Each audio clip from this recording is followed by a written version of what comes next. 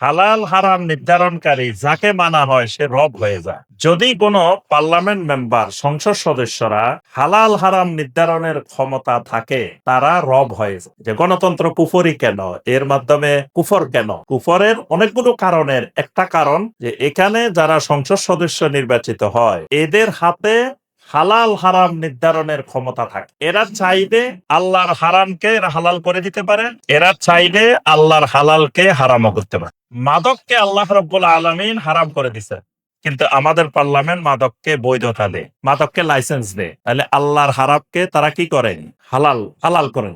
জেনা বেবিচারকে আল্লাহ রাব্বুল আলামিন হারাম করছেন, কিন্তু এই পার্লামেন্ট জেনাকে বৈধতা দেয়, জেনার লাইসেন্স দেয়। এরকম অনেক হারাম কাজের বৈধতা দেয়। যারা হারামকে হালাল করতে পারে, হালালকে হারাম করতে পারে, এরা রব হয়ে যায়, রব। আসসালামু আলাইকুম ওয়া রাহমাতুল্লাহি ওয়া বারাকাতুহু।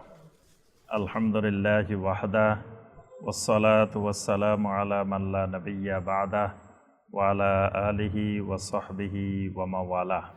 আজকের খুতবায় সংক্ষিপ্তভাবে আমরা যে বিষয়টি তুলে ধরার চেষ্টা করব ইনশাআল্লাহ, বিষয়টি হলো আহাম্মিয়াতু কাসবিল হালাল আলা দাউইল কোরআনিল কারীম ওয়াস সুন্নাহ আন-নববিয়্যাহ। কোরআনে কারীম এবং সুন্নতে নববিয়্যার আলোকে হালাল উপার্জনের গুরুত্ব, এই বিষয়টি আমাদের আজকের খুতবার আলোচ্য বিষয়। তো এখানে আমরা যে বিষয়গুলো আলোচনা করার চেষ্টা করব ইনশাআল্লাহ, প্রথমত হালাল উপার্জন, কাসবুল হালাল বলতে কি বোঝানো হয়। দ্বিতীয়ত কাসবুল হালালের ইসলামে গুরুত্ব কতটুকু। তৃতীয়ত এই কাসবুল হালাল, হালাল উপার্জন, এমন কিছু মাধ্যম আছে যে মাধ্যমগুলো থেকে উপার্জন করলে এই উপার্জনটা তখন হালাল থাকে না, হারাম হয়ে যায়। তো এরকম কিছু গুরুত্বপূর্ণ মাধ্যম আমরা আলোচনা করেই আজকের খুতবা শেষ করব ইনশাআল্লাহ। প্রথমে আসি কাসবুল হালাল, হালাল উপার্জন। এই হালাল বিষয়টি একজন মুমিনের তাওহীদের সাথে জড়িত। হালাল বিষয়টি, হালাল এবং হারাম, এটা একটা আরেকটার বিপরীত। হালালের বিপরীত হারাম, হারামের বিপরীত হালাল। এই দুটি বিষয় একজন মুমিনের তাওহীদের সাথে জড়িত। আমরা জানি তাওহীদ তিন ভাগে বিভক্ত। একটি হলো তাওহীদুর রুবুবিয়্যাত, একটি হলো তাওহীদুল আসমা ওয়াস সিফাত, আর একটি হলো তাওহীদুল উলুহিয়্যাহ। তাওহীদুল উলুহিয়্যাহ এবং তাওহীদুর রুবুবিয়্যাহ, তাওহীদুল আসমা ওয়াস সিফাত, এগুলোর আবার প্রত্যেকটিরই শ্রেণী বিভাগ আছে, আবার প্রত্যেকটার ভাগ আছে। তাওহীদুর রুবুবিয়্যার প্রথমত দুইটি রোকন। এটা তাওহীদের রোকন না, তাওহীদুর রুবুবিয়্যাতের রোকন। তাওহীদুর রুবুবিয়্যাতের রোকন হলো দুইটি। একটি হলো ইফরাদুল্লাহি সুবহানাহু ওয়া তাআলা বিল খালক, আরেকটা হলো ইফরাদুল্লাহি সুবহানাহু ওয়া তাআলা বিল আমর, যেটি আল্লাহ পাক সূরা আল আরাফের 54 নম্বর আয়াতে কারিমায় আল্লাহ পাক বলছেন, আলা লাহুল খালকু ওয়াল আমরু তাবারাকাল্লাহু রাব্বুল আলামিন। জেনে রাখো, আলা লাহুল খালক ওয়াল আমর, সৃষ্টি যত মাখলুকাত আছে সমস্ত সৃষ্টি একমাত্র তার।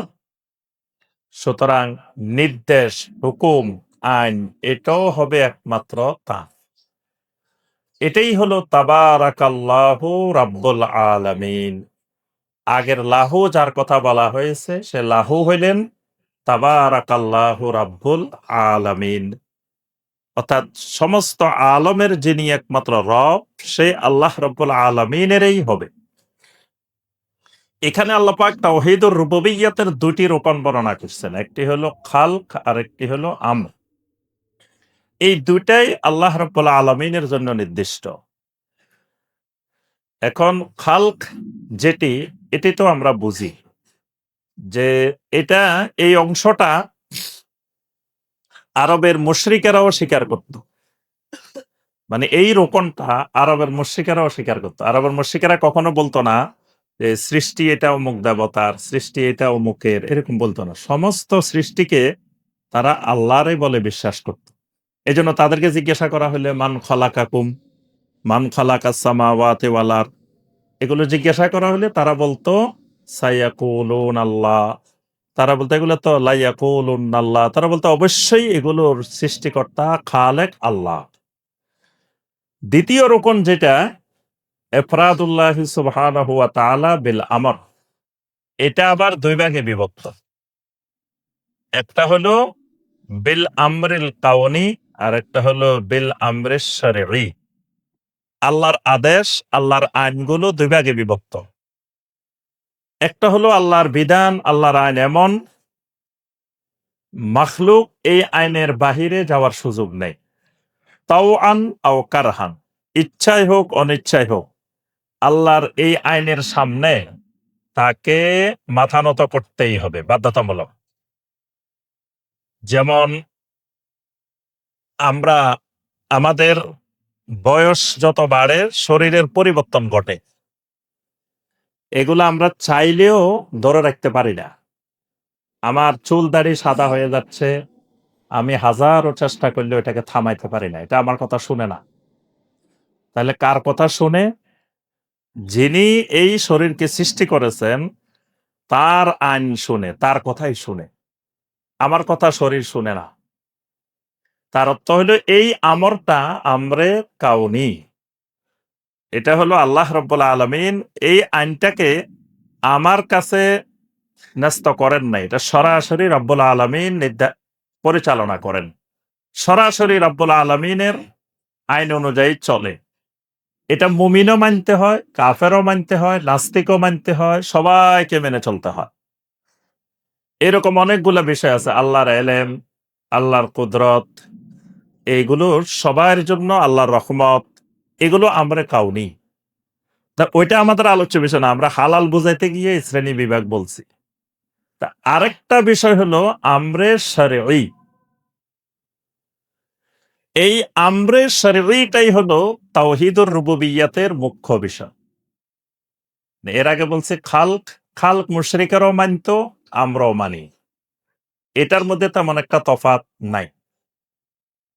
আর আমরে কাউনি যেটা, এটাও মুশরিকের সাথে আমাদের তেমন কোনো পার্থক্য নাই, কারণ মুশরিকও এটা মানতে হয়, আমরাও মানতে হয়। তাহলে আমাদের জন্য তাওহীদুর রুবুবিয়্যাত, মূল পার্থক্যকারী তাওহীদুর রুবুবিয়্যাত হলো ইফরাদুল্লাহি সুবহানাহু ওয়া তাআলা বিল আমরিশ শরঈ। শরঈ আদেশের ক্ষেত্রে, শরঈ নিষেধের ক্ষেত্রে আল্লাহর আইনকে, আল্লাহর বিধানকে মেনে নেওয়ার নাম তাওহীদুর রুবুবিয়্যাত। এই আমরে শরঈ যেটা, আমরে শরঈটা মূলত তিনটি বিষয়ের সাথে সম্পৃক্ত। আমরে শরঈ তিনটি বিষয়ের সাথে সম্পৃক্ত। একটি বিষয় হলো আত-তাহলিল ওয়াত তাহরীম। আমরে শরঈর এক নম্বর বিষয় হলো আত-তাহলিল ওয়াত তাহরীম, হালাল এবং হারাম।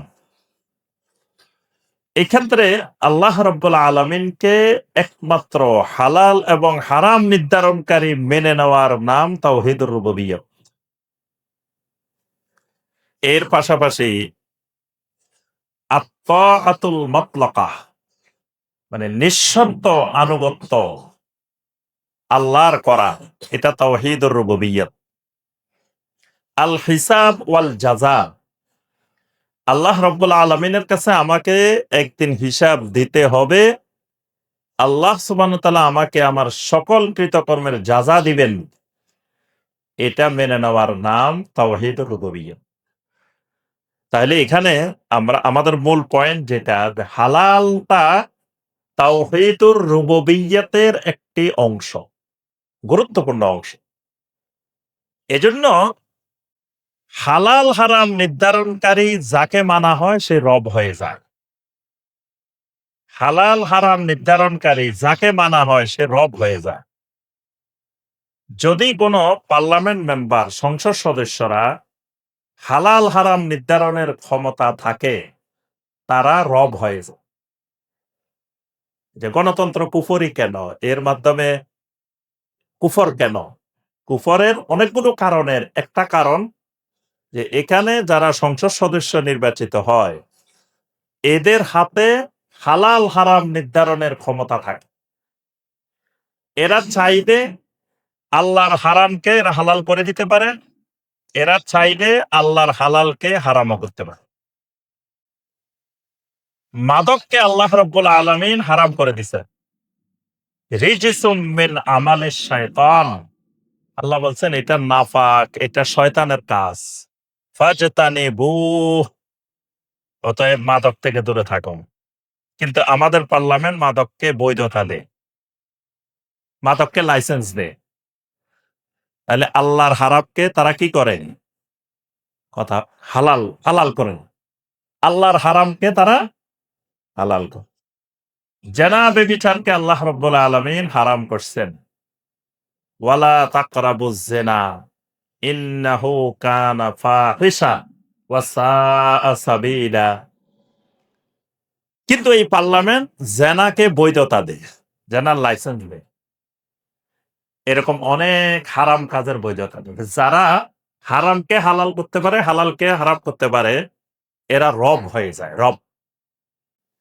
এজন্য আল্লাহ রাব্বুল আলামিন ইহুদি খ্রিস্টানদের ব্যাপারে বলছেন, ইত্তাখাযু আহবারাহুম ওয়া রুহবানাহুম আরবাবাম মিন দুনিল্লাহি ওয়াল মাসীহ ইবনা মারইয়াম ওয়া মা উমিরু ইল্লা লিয়াবুদু ইলাহান ওয়াহিদা। ইহুদিরা তাদের আহবারদেরকে, খ্রিস্টানরা তাদের রহবানদেরকে আল্লাহকে বাদ দিয়ে রব হিসাবে গ্রহণ করে। এই যে আল্লাহ পাক বলছেন ইহুদিরা খ্রিস্টানেরা তাদের আহবার রহবানদেরকে তারা রব বানিয়েছে। আদি ইবনে হাতেম, যিনি খ্রিস্টানদের সবচাইতে বড় আলেম ছিলেন, পরবর্তীতে তিনি সাহাবী হয়েছে। আদি ইবনে হাতেম নবী সাল্লাল্লাহু আলাইহি সাল্লামকে জিজ্ঞাসা করলেন যে আল্লাহ বলছেন এখানে আমরা নাকি আমাদের আহবার রহবানদেরকে রব বানাইছি। কই আমরা তো কোনোদিন এরকম বানাই নাই। আমরাও কোনোদিন দাবি করি নাই আমরা তোমাদের রব। জনগণও বলে নাই যে আপনারা আমাদের রব। তা আল্লাহ বলতেছেন এখানে যে তারা তাদের আহবার রহবানদেরকে আল্লাহকে বাদ দিয়ে রব বানাইছে। এটা কেমন কথা? নবী সাল্লাল্লাহু আলাইহি ওয়াসাল্লাম বললেন, তোমাদের আহবার রহবানেরা যখন কোন জিনিস হালাল করে দিয়েছে তোমরা সেটাকে হালাল হিসাবে মেনে নিয়েছ। তারা যখন কোন জিনিসকে হারাম করে দিয়েছে তোমরা সেটাকে হারাম হিসাবে মেনে নিয়েছ। এটাই হলো রব বানানো। তাহলে বোঝা যায় যে তাওহীদুর রুবুবিয়্যাতের একটা গুরুত্বপূর্ণ বিষয় হালাল এবং হারাম। এজন্য একজন আহলুত তাওহীদ তার জীবনে হালাল হারামের গুরুত্ব অপরিসীম। তাহলে আমরা বুঝতে পারলাম আসলে হালাল কাকে বলে। হালাল হলো আল্লাহ এবং আল্লাহ রসুল যা করার অনুমতি দিয়েছেন এটার নাম হালাল। আল্লাহ এবং আল্লাহ রসুল যা করতে নিষেধ করেছেন এটার নাম হারাম। এবার আসি আমরা হালাল উপার্জন। সম্পদের ক্ষেত্রে দুটি বিষয় গুরুত্বপূর্ণ, একটা হলো আয় আর একটা হলো ব্যয়। এই জন্য আল্লাহ রাব্বুল আলামিন কিয়ামতের ময়দানে প্রত্যেক বানি আদম থেকে কিছু প্রশ্নের উত্তর নেবেন। তন্মধ্যে আল্লাহ পাক আলাদা আলাদা করে দুটি প্রশ্নের উত্তর নেবেন। একটি হলো আয়ের ব্যাপারে আর একটি হলো ব্যয়ের ব্যাপারে। আবু বারজা আল আসলামী রাদিয়াল্লাহু তাআলা আনহু বর্ণনা করেন, আল্লাহ রাসূল সাল্লাল্লাহু আলাইহি ওয়াসাল্লাম বলেন, লা তাজুলু কাদামা ইবনে আদম বানি আদমের দুই পা কিয়ামতের ময়দানে নড়াচড়া করার সুযোগ নাই। কতক্ষণ পর্যন্ত? হাত্তা ইউসআলা আন উমরিহি ফিমা আফনাহু। ১ নম্বরে আল্লাহ পাক জিজ্ঞাসা করবেন তার ওমর, তার বয়সটাকে সে কিভাবে অতিবাহিত করেছে। তারপরে তাকে আল্লাহ পাক জিজ্ঞাসা করবেন ওয়া আন ইলমিহি ফিমা ফাআলা বিহি। তাকে আল্লাহর দেওয়া এলেম সে কি করেছে, কিভাবে কাজে লাগাইছে, কি করেছে না করেছে। ৩ নম্বরে আল্লাহ রাব্বুল আলামিন তাকে জিজ্ঞাসা করবেন মিন আইনা ইকতাসাবাহু, উপার্জনটা, আয়টা সে কোথা থেকে করেছে। ৪ নম্বরে আল্লাহ পাক জিজ্ঞাসা করবেন ওয়া ফিমা আনফাকাহু, সে তার সম্পদকে কোথায় ব্যয় করেছে, কিভাবে ব্যয় করেছে। তারপরে আল্লাহ রাব্বুল আলামিন আরো একটি বিষয় জিজ্ঞাসা করবেন ওয়া আন শাবাবিহি ফিমা আবলাহু, যৌবনকাল সম্পর্কে আল্লাহ পাক প্রশ্ন করবেন। তাহলে এখানে দুটি গুরুত্বপূর্ণ বিষয়, মিন আইনা ইকতাসাবাহু ওয়া ফিমা আনফাকা। সম্পদ কোথা থেকে কিভাবে উপার্জন করেছে, কিভাবে ব্যয় করেছে। তাহলে ইসলাম দুটি নীতিমালা দেয়, একটা আয়ের নীতিমালা আর একটা ব্যয়ের নীতিমালা। আল্লাহর নির্দেশনার বাহিরে আয়েরও সুযোগ নাই, আল্লাহর নির্দেশনার বাহিরে ব্যয়েরও সুযোগ নাই। তাহলে বোঝা যায় যে হালাল উপার্জনের ইসলামে একটি গুরুত্বপূর্ণ অবদান রয়েছে। হালাল উপার্জনের সাথে ঈমানের, আমলের, তাওহীদের একটি গুরুত্বপূর্ণ সম্পর্ক আছে। আল্লাহ রাব্বুল আলামিন কোরআনে কারিমে এই হালাল উপার্জনের ব্যাপারে ৩ ভাবে নির্দেশনা দিয়েছেন। একটি নির্দেশনা দিয়েছেন সমগ্র মানবতার জন্য আমভাবে। আরেকটি নির্দেশনা দিয়েছেন শুধুমাত্র মুমিনদের ব্যাপারে। আরেকটি নির্দেশনা দিয়েছেন আম্বিয়া আলাইহিমুস সালামকে নির্দিষ্ট করে। তাহলে বোঝা যায় নবী রাসূল থেকে শুরু করে একজন আম জনতা পর্যন্ত কেউ এই হালাল উপার্জনের নির্দেশনার বাহিরে যাওয়ার সুযোগ আল্লাহ রাব্বুল আলামিন রাখেননি। সূরা আল বাকারার ১৬৮ নম্বর আয়াত। এখানে আল্লাহ রাব্বুল আলামিন একেবারে সমস্ত মানবতাকে লক্ষ্য করে বলছেন, ইয়া আইয়ুহান নাস কুলু মিম্মা ফিল আরদি হালালান তাইয়্যিবা ওয়ালা তাত্তাবিউ খুতুওয়াতিশ শাইতান ইন্নাহু লাকুম আদুউম মুবিন। ইয়া আইয়ুহান নাস, হে সকল মানবতা, সকল মানুষ, কুলু মিম্মা ফিল আরদি হালালান তাইয়্যিবা, জমিনে আমি যা কিছু তোমাদেরকে দিয়েছি এখান থেকে খাওয়ার সময় খেয়াল রাখতে হবে তোমার এই খাবারটা হালালান কিনা তাইয়্যিবান কিনা। দুটি বিষয় খেয়াল রাখতে বলছে সমগ্র মানবতাকে, একটা হালালান আর একটা তাইয়্যিবান। তাহলে বোঝা যায় একজন মুমিন যে কোনো কিছু উপার্জন করার ব্যাপারে তাকে খেয়াল রাখতে হবে এটা হালাল কিনা, এটা তাইয়্যিবান কিনা। শুধু হালালও যথেষ্ট না, হালালের সাথে আল্লাহ রাব্বুল আলামিন আরো একটা শব্দ যোগ করছেন তাইয়্যিবান। তা হালালান আর তাইয়্যিবানের পার্থক্য কি? অনেক সময় অনেক খাবার হালাল, কিন্তু খাবারটা যে টাকা দিয়ে কিনা হয়েছে সেটা হালাল না, এরকম হতে পারে। যেমন একজন অফিসে গেছে, ১০,০০০ টাকা ঘুষ নিছে, ঘুষ। ঘুষ নিয়ে আসার সময়, বাড়িতে আসার সময় গরুর গোশত কিনে আনছে। এখন বাড়িতে বসে একেবারে সুন্দর মতো রান্না করে হালাল খাবার সবাই মিলে বিসমিল্লাহ বলে খাইতেছে, সুন্নত তরিকায় খাইতেছে, সব ভালোভাবে করতেছে। কিন্তু এই খাবারটা তার জন্য হারাম। কিন্তু গরুর গোশত তো হালাল। কিন্তু খাবারটা হারাম হয়ে গেছে কেন? এটার মধ্যে হালালান পাওয়া গেছে কিন্তু তাইয়্যিবান পাওয়া যায়নি। কারণ এটা খাবারটা হালাল কিন্তু খাবারটা যে টাকা দিয়ে কিনা হয়েছে ওই টাকাটা হালাল ছিল না। এজন্য ওখানে তাইয়্যিবান নাই। আচ্ছা, আরেকটা ইনকাম হালাল। সারাদিন রিক্সা চালাইছেন, ভ্যান চালাইছেন, খুবই কষ্টে হালাল ভাবে টাকা উপার্জন করছেন। ভালো কথা, আলহামদুলিল্লাহ।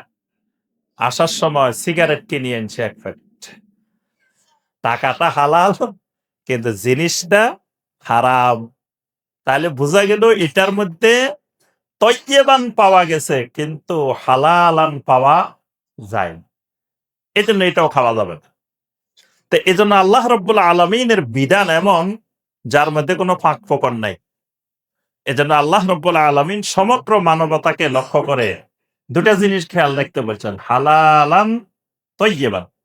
এরপর আল্লাহ পাক আরো সতর্ক করে দিয়েছেন, ওয়ালা তাত্তাবিউ খুতুওয়াতিশ শাইতান। খবরদার, এই হালালান তয়্যিবানের ক্ষেত্রে শয়তান তোমাদেরকে বিভিন্ন ধরনের খতোয়া, বিভিন্ন ধরনের পাপ, বিভিন্ন ধরনের ষড়যন্ত্র, বিভিন্ন চক্রান্ত করে তোমাদেরকে হালাল থেকে হারামের দিকে নিয়ে যাবে। এমন সূক্ষ্ম কৌশলে নিয়ে যাবে তুমি টেরও পাবে। এই জন্য তোমার জীবনটা যদি হালালান তয়্যিবানের উপরে চালাতে চাও, তো খুতুওয়াতিশ শায়তানের ব্যাপারে তোমাকে সজাগ থাকতে হবে, সতর্ক থাকতে হবে। কারণ তোমার মধ্যে এমন এক অস্পষ্টতা তৈরি করে দিবে, তুমি ঠিক করতে পারতেছ না এটা হালাল হবে না হারাম হবে। এটাও শয়তানের ফতোয়া। এই ব্যাপারে নবী সাল্লাল্লাহু আলাইহি ওয়াসাল্লাম আবার ব্যাখ্যা করছেন। আমরা পরে হাদিসটা বলবো ইনশাআল্লাহ। তাহলে এখানে আমরা পেলাম সমগ্র মানবতাকে আল্লাহ বলছেন, কুলু মিম্মা ফিল আরদি হালালান তাইয়্যিবা। সূরা আল বাকারার ১৭২ নম্বর আয়াত। এখানে আল্লাহ রাব্বুল আলামিন শুধু মুমিনদেরকে বলছেন, ঈমানদারদেরকে লক্ষ্য করে বলছেন, ইয়া আইয়ুহাল্লাযীনা আমানু কুলু মিন তাইয়্যিবাতি মা রাযাকনাকুম ওয়াশকুরু লিল্লাহি ইন কুনতুম ইয়্যাহু তা'বুদুন। ইয়া আইয়ুহাল্লাযীনা আমানু, এখানে শুধু আমানুদেরকে বলছেন, আমাদেরকে বলছেন। কি বলছেন? কুলু মিন তাইয়্যিবাতি মা রাযাকনাকুম, আমি তোমাদেরকে যে রিজিক দিয়েছি সেখান থেকে শুধু তয়্যিবাত গুলো খাও, খাবায়েস খাইও না। তয়্যিবাতের বিপরীত হলো খাবায়েস। খাবায়েস খাওয়া যাবে না। খাইবা তোমরা তয়্যিবাত। এজন্য আমি সবসময় বলি যে টয়লেটের ভিতরে ঢোকার সময় আমরা দোয়া পড়ি যে আল্লাহুম্মা ইন্নী আউযু বিকা মিনাল খুবুসি ওয়াল খাবায়েস। তাহলে টয়লেটের ভিতরে যে খাবার খায় এগুলোও খাবায়েস। টয়লেটের ভিতরে যে খাবার খায় এটাও খাবায়েস। কারণ টয়লেটের ভিতরে খাবায়েস এরাই থাকে। এটা তয়্যিবাত থাকে না। এজন্য এই খাবার হারাম হওয়ার জন্য দলিল লাগে না। এটাই যথেষ্ট দলিল যে এটা টয়লেটেও খায়। পৃথিবীর কোনো খাবার এখানে খায় না। একটা খাবারে খায়। তো যে খাবারটা খায় এটাও খাবায়েস। তাহলে আল্লাহ পাক এখানে ঈমানদারদেরকে বলছেন, কুলু মিন তাইয়্যিবাতি মা রাযাকনাকুম, আমি তোমাদেরকে যে রিজিক দিয়েছি এখান থেকে তয়্যিবাত খাও, পবিত্র হালাল গুলো খাও। আর ওয়াশকুরু লিল্লাহ, আল্লাহর শুকর আদায় করো। শেষে আল্লাহ রাব্বুল আলামিন একটা গুরুত্বপূর্ণ কথা বলছেন আয়াতের শেষে, ইন কুনতুম ইয়্যাহু তা'বুদুন, যদি সত্যিকার অর্থে তুমি আহলুত তাওহীদ হও, যদি তুমি একমাত্র আল্লাহর ইবাদত করো, আল্লাহর গোলামি করো, তাহলে তোমার জন্য ওই কুলু মিন তাইয়্যিবাত জরুরি বিষয়, গুরুত্বপূর্ণ বিষয়। আর যদি তুমি তাওহীদ না থাকে তাহলে তোমার যেভাবে ইচ্ছা সেভাবে চলতে পারো, কোনো অসুবিধা নাই। এরপরে সূরা আল মুমিনুনের ৫১ নম্বর আয়াত। এখানে আল্লাহ রাব্বুল আলামিন শুধুমাত্র নবী রাসূলদেরকে লক্ষ্য করে বলছেন, ইয়া আইয়ুহার রাসূল কুলু মিনাত তাইয়্যিবাতি ওয়া'মালু সালিহা। ইয়া আইয়ুহার রুসুল, হে আমার নবী রাসূলেরা, কুলু মিনাত তাইয়্যিবাত, তোমরা তয়্যিবাত খাও। আর ওয়া'মালু সালিহা, আমলে সালেহ করো। তাহলে নবী রাসূলদেরকেও আল্লাহ রাব্বুল আলামিন এই তয়্যিবাত খাবারের হালাল উপার্জনের বাহিরে রাখেন নাই। আল্লাহ পাক তাদের জন্য এটা বাধ্যতামূলক করছেন। এজন্য সমস্ত আম্বিয়া আলাইহিমুস সালাম তারা নিজেরা একটা হালাল পেশা অবলম্বন করে রিজিক অন্বেষণ করতেন এবং পাশাপাশি তারা নবুয়তের রিসালতের দায়িত্ব পালন করতেন। আগে তারা তাদের হালাল খাবার, হালাল রিজিক নিশ্চিত করতেন। সে আমরা জানি আল্লাহর নবীরা ছাগল চড়াইতেন। নবী সাল্লাল্লাহু আলাইহি ওয়াসাল্লাম বলছেন, মা বাআসাল্লাহু নাবিয়্যান ইল্লা রাআল গানাম। এমন কোন নবী আল্লাহ পাক পাঠান নাই যে নবী ছাগল চড়ান নাই। তো নবীরা কেন ছাগল চড়াইতেন? অনেকগুলো কারণের একটা কারণ যে হালাল উপার্জন নিশ্চিত করত। আম্বিয়া আলাইহিমুস সালামের মধ্যে দাউদ আলাইহিস সালাম লোহার জিনিসপত্র বানাই বিক্রি করে জীবন নির্বাহ করতেন। অনেক আম্বিয়া আলাইহিমুস সালাম কৃষি কাজ করতেন। অনেকে কাপড় সিলাইতেন, টেইলারের কাজ করতেন।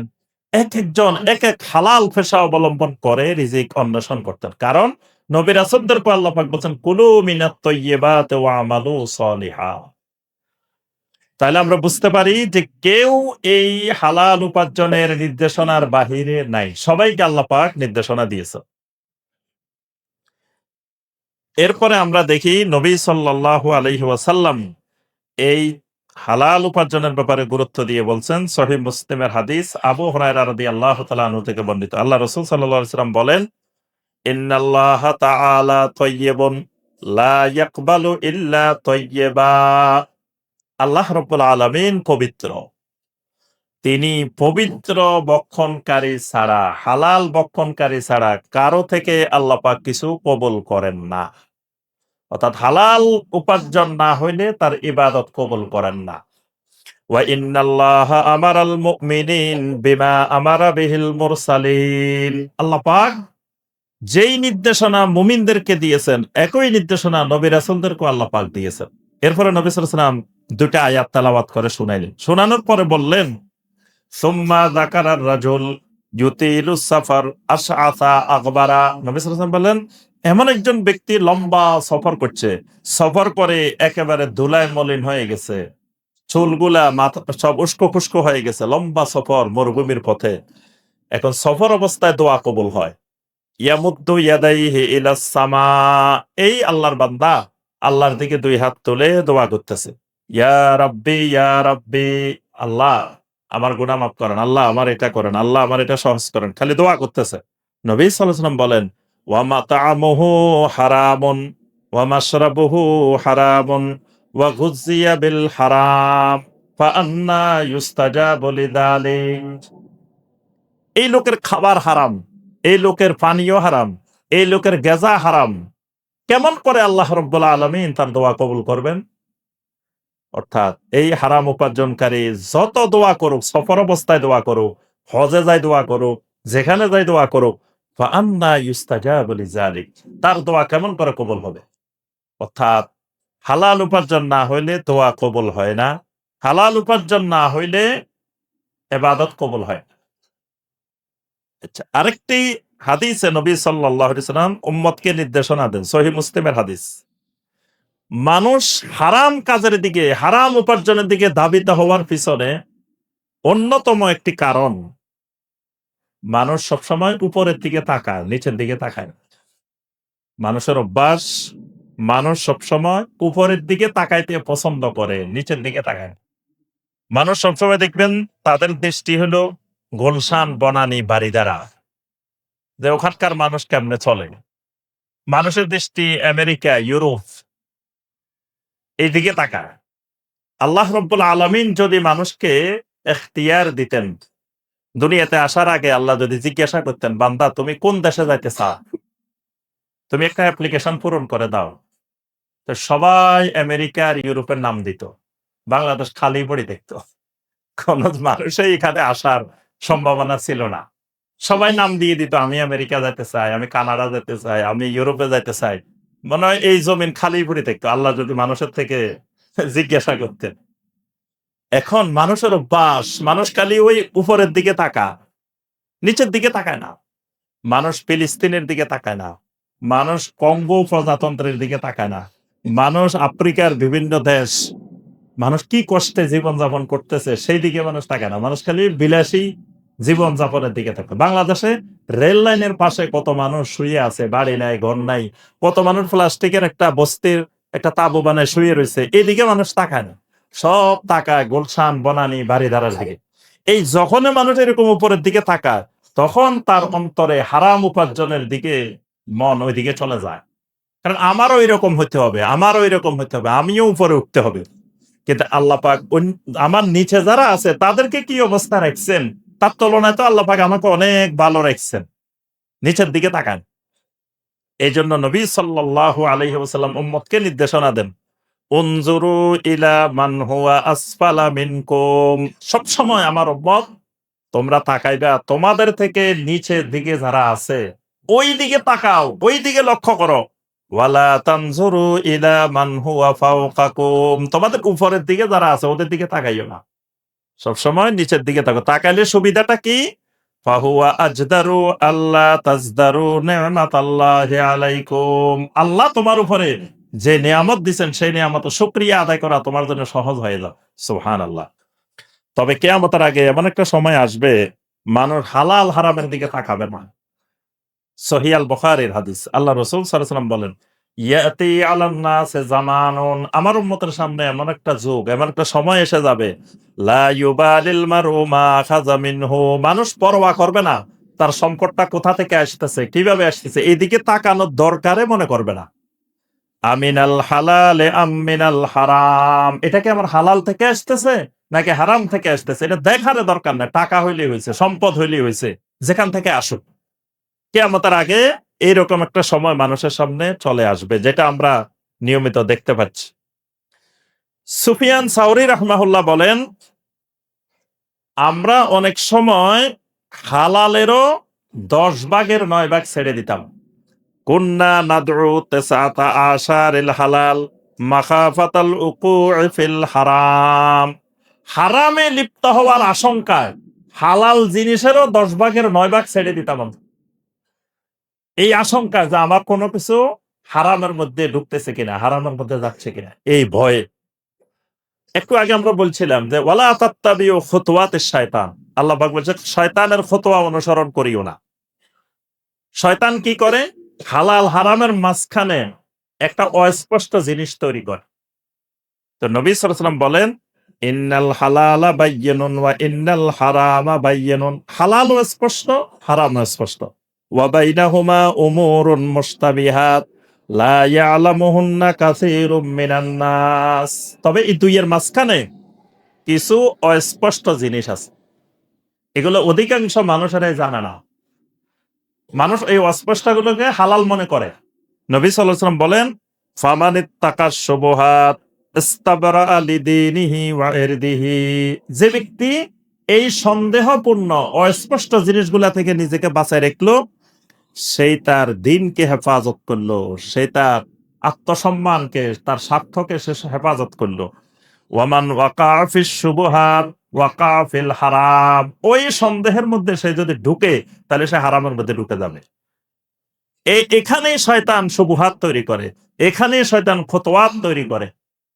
এজন্য অস্পষ্ট মানে হালাল না হারাম আমি চিনতে পারতেছি না, তখন দেখতে হবে যে এটা হারাম, এটা থেকে দূরে থাকতে হবে, তাহলে হারাম থেকে বাঁচা সহজ। দেখবেন অনেক জিনিস আছে, মানুষ আমাদের কাছে এসব মাসালার জন্য আসে, যেমন শেয়ার বাজারে ব্যবসা করতে গেছে, সেখানে অনেকগুলা অস্পষ্ট জিনিস আছে, মানুষ এটারে হালাল ধরে নিছে, আসলে এগুলো হারাম। যেমন একটা কোম্পানির প্রোডাক্ট হালাল, সে ভালো জিনিস বানায়, ওষুধ বানায়, ভালো ভালো জিনিস বানায়, হালাল জিনিসের ব্যবসা করে, কিন্তু সে আবার ব্যাংক থেকে কোটি কোটি টাকা ঋণ নিয়ে, সুদের ঋণ নিয়ে সে ব্যবসা করতেছে। তা আমি যখন ওই কোম্পানির শেয়ার কিনলাম, তখন ওই যে কোটি কোটি টাকার ঋণ, সেই ঋণের আমিও অংশীদার, তাহলে আমিও সুদখোর। ওই সুদের গুণা কিন্তু আমার উপরও চলে আসছে। তা এখানে অস্পষ্টতা হলো কি, মানুষ মনে করে এখানে তো তার পণ্যগুলো হালাল, পণ্য হালাল হইলেও ওই হালাল হয়েছে তৈয়বান হয়নি, কারণ সে তো কোটি কোটি টাকা সুদের ঋণ নিয়ে, সুদের লোড নিয়ে সে ব্যবসা করতেছে। তাহলে শেয়ার কিনা মানে ওই কোম্পানির মালিকানা নেওয়া। তো মালিকানা, ওই যে মালিক যে কোটি কোটি টাকা নিছে, ওইটার দায়ভার আমার উপরও আসবে। মালিক কোটি কোটি টাকার ঋণ খেলাপি, ওই ঋণ খেলাপি যখন আমি 10টা শেয়ারও কিনলাম, আমি ওই ঋণ খেলাপের অংশ। এটা হলো শুবহাত। এই শুবহাত যেখানে আছে, এখান থেকেও দূরে থাকতে হবে, তাহলে হারাম থেকে বাঁচা সম্ভব। সর্বশেষ আমরা এই হালাল উপার্জনটা নষ্টকারী, হালাল উপার্জন বিনষ্টকারী কিছু গুরুত্বপূর্ণ হারামের দিকে আমরা একটু আলোচনা করে আমরা শেষ করবো ইনশাআল্লাহ। অন্যতম হালাল উপার্জন নষ্টকারী জিনিস হলো রিবা। রিবাটা মানুষের হালাল উপার্জনকে বিনষ্ট করে। আমরা রিবা মানে বাংলায় বলি সুদ। সুদ হইল রিবার অনেকগুলো ধরনের মধ্য থেকে একটা ধরন। রিবাটা অনেক ব্যাপক। রিবা ব্যবসা বাণিজ্যের মধ্যে হয়, রিবা যে কোনো লেনদেনের মধ্যে হয়, রিবা বিভিন্ন মাধ্যমে বিভিন্নভাবে বর্তমানে আধুনিক বিশ্বে ১০০-র উপরে রিবার ধরন আছে, রিবার পদ্ধতি আছে। নবী সাল্লাল্লাহু আলাইহি সাল্লামের যুগে রিবার প্রধানত পদ্ধতি ছিল দুইটা, রিবা আন-নাসিয়া, রিবা আল ফাদল।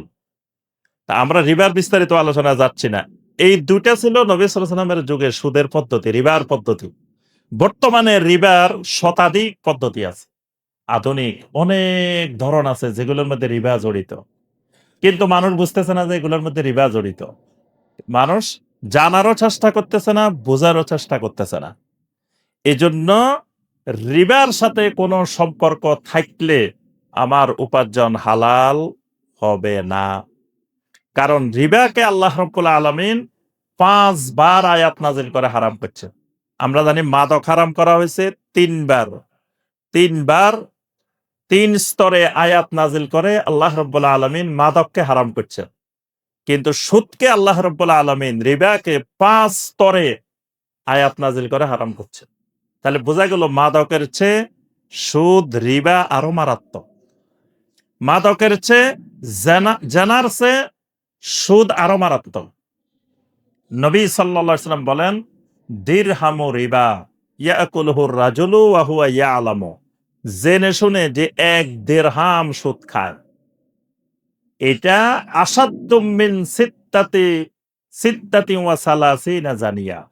এটা ৩৬ বার জানা করার অপরাধের চাইতে গুরুতর। ১ দিরহাম রিবা ৩৬ বার জানার চাইতে গুরুতর অপরাধ।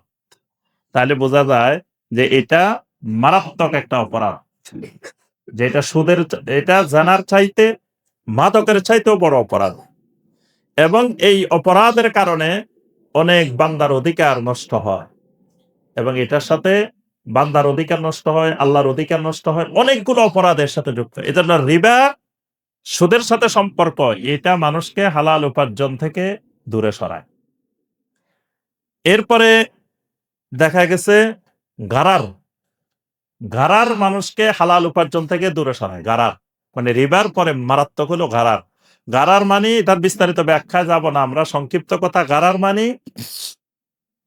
এমন একটা বেচা কিনা, এমন একটা লেনদেন যেটার মধ্যে এমন অস্পষ্টতা আছে যে অস্পষ্টতা পরবর্তীতে ঝগড়ায় রূপ নেয়, মারামারিতে রূপ নেয়।